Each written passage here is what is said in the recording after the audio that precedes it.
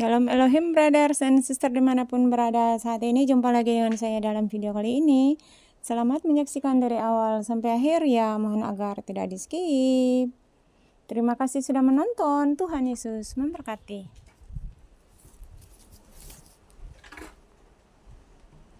Haleluya, Shalom Elohim. Sekali lagi, segala puji syukur, hormat, kemuliaan, pengagungan yang tertinggi saya naikkan hanya kepada Allah Bapa di surga yang kita kenal sebagai Bapa Yahweh, Yeshua, Hamasya Elohim, nama yang agung, nama yang kudus, nama yang berdaulat, nama yang memerintah dalam kerajaan 1000 tahun damai.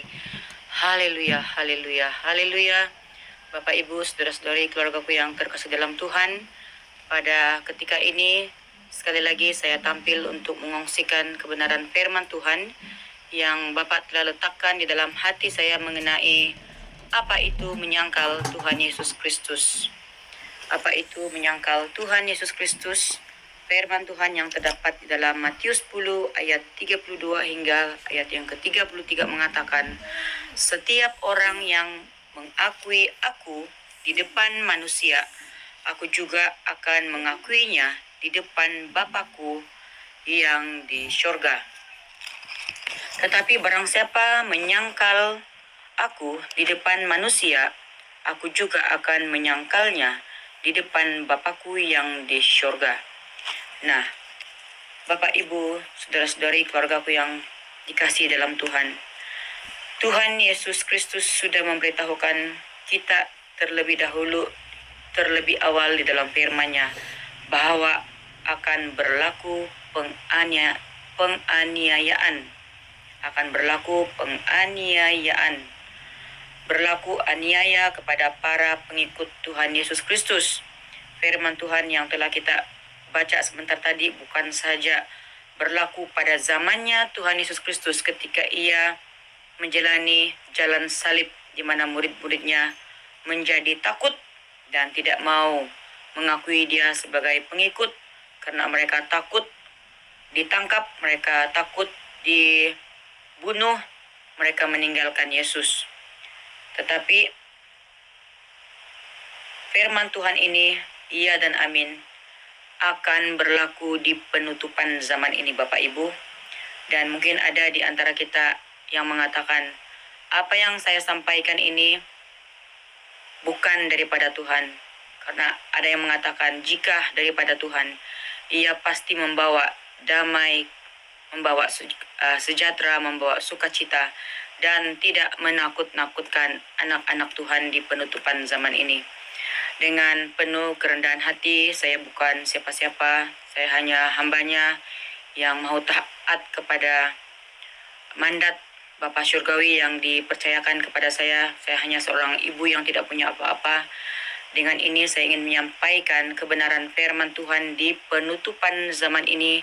Inilah sebahagian daripada proyek ilahi tahap final di mana kami harus menyampaikan suara kebenaran firman Tuhan, ya dan amin, akan digenapi, di mana ke depan ini Bapak Ibu akan berlaku situasi di mana anak-anak Tuhan akan diuji habis-habisan.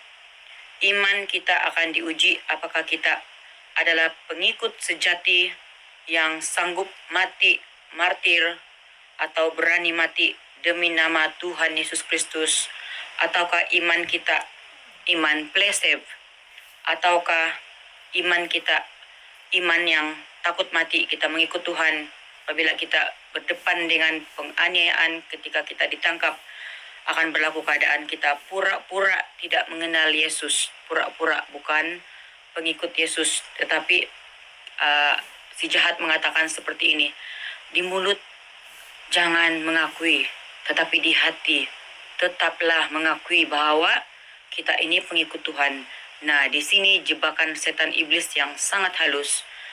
Ya, coba untuk membuatkan ramai anak-anak Tuhan ke depannya nanti di mulut tidak mau mengakui, tetapi katanya di dalam hati, cukuplah di dalam hati saya mengikut Yesus, tetapi tidak di mulut karena mau menyelamatkan nyawanya seperti yang dialami oleh Petrus. Tetapi ingat firman Tuhan ini, Setiap orang yang mengakui aku, kata Tuhan, di depan manusia, di depannya, dan aku juga akan mengakuinya di depan Bapakku yang di surga. Tetapi barang siapa menyangkal aku di depan manusia ketika berhadapan dengan pembinasa keji itu, ketika berhadapan dengan orang-orang yang mau menangkap kita, di sanalah iman kita akan dipertanggungjawabkan. Kata Tuhan, aku juga akan menyangkalnya di depan Bapakku yang di surga. Apa yang diucapkan oleh mulut lahir daripada hati kita. Tuhan melihat kedalaman hati, mulut kita, pikiran kita, semuanya menyatu. Tidak ada bercabang-cabang di hadapan Tuhan. Perkara yang kedua, kepada para pengikut Tuhan Yesus Kristus yang sejati. Di sini saya ingin menyampaikan kepada para pengikut Tuhan Yesus Kristus yang sejati, yang setia, akan ada keadaan-keadaan yang akan membuat kita diserahkan kepada majelis agama, kepada pusat gereja. Sama seperti yang sudah dilalui oleh para rasul, para murid-murid Tuhan Yesus Kristus. Mereka disesah di rumah ibadat, ditangkap karena nama Yesus Kristus. Mereka digiring ke muka penguasa-penguasa raja, yaitu pemerintah, oleh pemimpin atasan. Supaya apa? Tuhan mengizinkan semua ini berlaku supaya mereka memberi kesaksian kepada orang-orang yang tidak mengenal akan nama Tuhan. Hal ini akan berulang. Pengulangan zaman akan berlaku di depan mata, tidak lama lagi. Dan Tuhan Yesus Kristus telah berpesan di dalam firman-Nya, bila hal ini terjadi, katanya, jangan khawatir. Di dalam Matius pasal yang ke-10, kita boleh membaca dalam ayat 19, 20, dan seterusnya. Firman Tuhan mengatakan, bila hal itu berlaku, yang pertama, Tuhan berpesan, jangan khawatir. Jangan khawatir akan bagaimana dan apa yang harus engkau katakan. Hanya pastikan kamu dipenuhi dengan Roh Kudusku, kata Tuhan. Karena semua itu akan dikaruniakan kepadamu pada saat itu juga, secara instan. Secara pantasnya, kuasa Roh Kudus akan mengambil alih, akan memakai bibir, mulut untuk berbicara, untuk tampil sebagai kesaksian di hadapan majelis agama itu atau di hadapan pemerintah. Karena bukan kamu yang berkata-kata, kata Tuhan, melainkan Roh Bapakku, dialah yang akan berkata-kata di dalam kamu. Yang percaya akan hal ini, katakan amin, amin, amin, haleluya.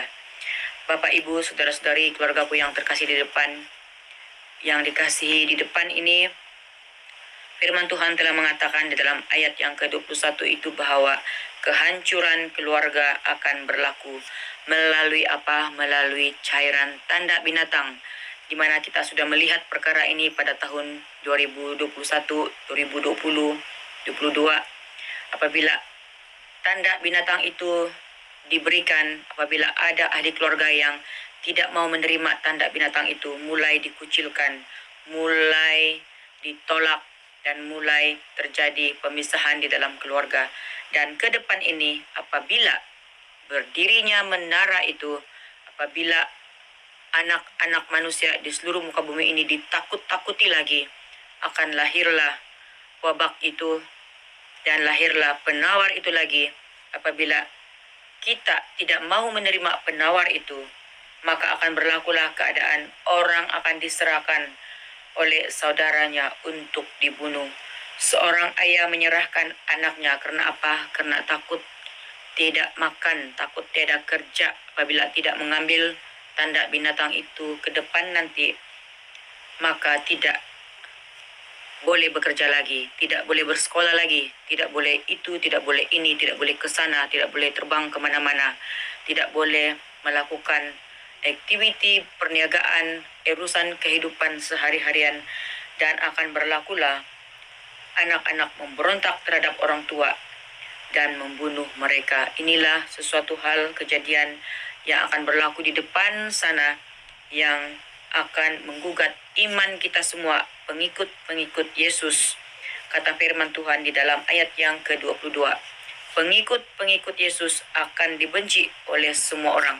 Kenapa Anda dibenci? Karena Anda tahu kebenaran firman Tuhan di dalam kitab Wahyu bahwa itu adalah tanda binatang dan Anda tidak mau menerima tanda binatang itu karena Anda tahu konsekuensinya, kesannya apabila menerima tanda binatang itu, maka tubuh akan dibinasakan, roh kita, jiwa kita akan ditawan oleh pembinasa keji itu, dan akhirnya dia minta disembah. Dunia ini akan kembali kepada zaman seperti Nebukadnezar. Akan terjadilah kebangkitan iman seperti Daniel, Sadrak, Mesak, dan Abednego. Di sanalah iman kita diuji habis-habisan. Perkara yang ketiga ingin saya beritahukan di sini adalah ayat yang ke-23b mengatakan, orang-orang yang bertahan sampai pada kesudahannya akan selamat. Oleh karena itu di sini kita harus bertahan. Kita harus memiliki iman yang sanggup untuk bertahan apabila datangnya aniaya itu. Firman Tuhan mengatakan, larilah ke kota yang lain, bukan ambil posisi untuk melawan dengan kekuatan sendiri, tetapi larilah ke kota yang lain. Sebelum kamu selesai mengunjungi kota-kota Israel, kata Tuhan, Anak Manusia sudah datang. Kita mengimani firman Tuhan ini pertolongan daripada Bapa Yahweh melalui Tuhan Yesus Kristus, Immanuel, di mana Dia telah mengutus anaknya yang tunggal, yaitu firman yang telah menjadi manusia, yang pada saat ini telah berdiam di dalam pribadi Pak Aditya Nugrahanto, berdiam di dalamnya roh Alfa dan Omega itu sendiri. Dia telah berjanji, dengarkan video yang telah ditebarkannya, bahwasanya Dia menyertai anak-anak Tuhan sampai kepada kesudahannya. Dengarkanlah kepada hambanya yang berkenan, yang taat, setia, dan rendah hati ini. Roh Alfa dan Omega sedang berbicara di tengah-tengah dunia ini. Dia berpesan bahwasanya jangan takut. Jangan takut terhadap mereka, karena roh kebenaran akan bekerja dahsyat. Karena tidak ada sesuatu pun yang tertutup, yang tidak akan terbuka, dan tidak ada sesuatu pun yang tersembunyi yang tidak diketahui. Ayat yang ke-27, apa yang Tuhan katakan kepadamu di dalam gelap, katakanlah itu di dalam terang. Apa yang Tuhan bisikan ke telingamu, beritakanlah itu dari atas atap rumah. Ini merujuk kepada internet, wifi, jaringan. Tuhan mahu kita tampil bersaksi di detik-detik akhir ini untuk menyerukan pertobatan sebelum datangnya hari yang jahat, hari yang kelam itu. Perkara yang keempat, kata Tuhan, jangan takut kepada mereka yang dapat membunuh tubuh. Sekali lagi, jangan takut terhadap mereka yang dapat membunuh tubuh, tetapi tidak berkuasa membunuh jiwa. Takutlah yang terutama kepada Dia yang berkuasa membinasakan baik jiwa maupun tubuh di dalam neraka. Oleh karena itu, orang-orang yang takut akan Tuhan tidak akan menyangkal. Orang-orang yang takut akan Tuhan, ingat ini, tidak akan menyangkal nama Tuhan Yesus Kristus demi untuk menyelamatkan jiwa dan rohnya, tetapi sanggup mati martir demi untuk mempertahankan nama Tuhan Yesus Kristus. Karena ke depan ini firman Tuhan ya dan amin akan diberkati, akan digenapi.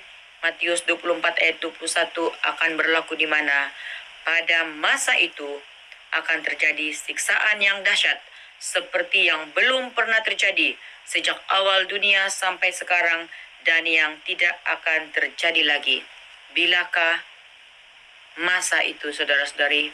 Ke depan ini tidak lama lagi segalanya akan berlaku ketika pemerintahan satu agama, satu pemerintahan, berdirinya pemerintahan itu di depan mata akan berlaku hal ini. Perkuatkanlah iman kita, perkuatkanlah hati kita. Jangan sesekali kita menyangkal nama Tuhan Yesus Kristus, tapi kita sanggup berdiri. Biarlah kita menatap ke langit, Kita menyerahkan segenap roh, jiwa, dan tubuh kita. Kita mengangkat tangan kita. Kita mengangkat hati kita. Kita memuji nama Tuhan. Kita mencontohi para hamba-hamba Tuhan yang sudah dicontohkan di dalam dunia ini. Sanggup mati martir demi nama Tuhan Yesus Kristus. Mereka hanya menaikkan puji-pujian. Haleluya, haleluya, haleluya. Mati martir 5 menit hanya terjadi kepada mereka yang telah bertobat sungguh-sungguh. Jangan lagi menerima tawaran demi tawaran injusan itu atau tanda binatang itu yang dikatakan menyelamatkan tubuhmu, tetapi itu adalah pembinasa keji yang sesungguhnya. Tetapi pertahankanlah imanmu, pikullah salibmu, sangkal diri, setia sampai mati, seperti yang telah dicontohkan oleh para rasul, seperti yang telah dicontohkan oleh Tuhan Yesus Kristus sendiri. Ia sanggup mati sampai akhir. Apabila roh kebenaran, Roh Kudus telah diangkat daripada muka bumi ini, tidak ada lagi keselamatan yang cuma-cuma. Tidak ada lagi kuasa salib, tetapi yang ada adalah kita harus membayar harga yang mahal dengan mati martir.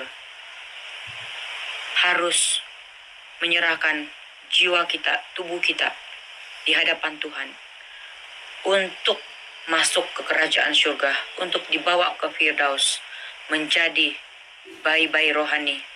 Walaupun Anda telah melayaninya dengan penuh luar biasa di muka bumi ini, tetapi oleh karena telah menerima tanda binatang itu, gagal mengenal pasti tanda binatang itu, semua pelayanan akan terbakar hangus dan akan menjadi bayi-bayi rohani. Ketika Anda sanggup mati martir demi nama Tuhan Yesus Kristus. Oleh karena itu, bawalah seluruh umatku, kata Tuhan, bawalah seluruh umatku bersujud bertelut di hadapanku, merendahkan diri, memohon belas kasihan, memohon pengampunan. Mintalah tubuhmu yang telah dirosakan itu, darahmu yang telah dicemarkan itu, mintalah ditahirkan dengan darah Tuhan Yesus Kristus yang telah mati di kayu salib.